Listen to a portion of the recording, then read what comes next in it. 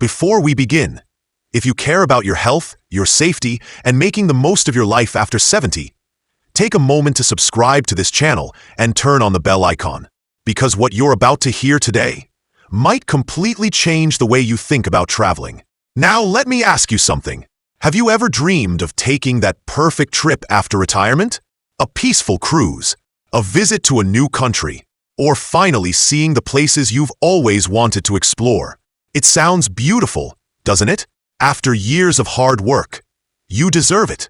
But here's a question most people don't ask. Is traveling after 70 always as safe as it seems? Because behind the excitement, there are risks. Not obvious ones, not the kind people talk about openly, but real risks that can turn a dream vacation into something stressful, even dangerous. And the hardest part? Most people don't realize it until they're already in the middle of it. Let's start with the first and most important concern: your health. When you're younger, your body handles stress, changes, and unexpected situations much more easily. But after 70, things are different. Your body becomes less predictable. A small issue can become serious faster than you expect. Now imagine this. You're traveling far from home, different city, maybe even a different country, and suddenly, you don't feel well. At home, you know exactly what to do. You know your doctor. You know where to go. But when you're traveling, everything becomes harder. Finding medical help, understanding the system, getting treatment quickly. And sometimes, time is everything. Even something as simple as dehydration or a change in climate can affect your body more than it used to. And then there are bigger risks: heart issues, breathing problems, unexpected complications, things that don't give you a warning. Now think about long flights, hours of sitting, limited movement. For younger people, it's uncomfortable. But for older adults, it can increase the risk of serious conditions like blood clots. And the scary part? You may not even feel it happening. Now let's move to something many people don't think about: exposure to infections. Traveling means being around people. Airports, airplanes, hotels, restaurants, crowded spaces, and every one of those places carries germs. When you're younger, your immune system handles it better. But after 70, your body doesn't fight infections the same way. A simple cold can become something more serious. A stomach issue can take longer to recover. And when you're in an unfamiliar place, that recovery becomes even harder. Even food and water can be a risk. Trying new dishes sounds exciting, but your body may not be used to those ingredients. And something as simple as contaminated water can lead to days of discomfort, or worse. Now let's talk about something people often underestimate: travel fatigue. You might think, it's just a trip, I'll rest when I get there. But travel is not just movement. It's stress on your body. Early flights, long waits, carrying luggage, walking long distances, and then adjusting to a new place. Different time zone, different bed, different routine. All of this adds up. And after 70, your body doesn't recover the same way. What used to take one night of rest may now take days, even weeks. And when your body is tired, everything becomes harder. Your balance, your focus, your energy, and that increases risk. The risk of falls and injuries. At home, you know your surroundings. You know where everything is. You move with confidence. But when you travel, everything changes. Uneven streets, slippery floors, unfamiliar stairs, poor lighting. Things that seem small can suddenly become dangerous.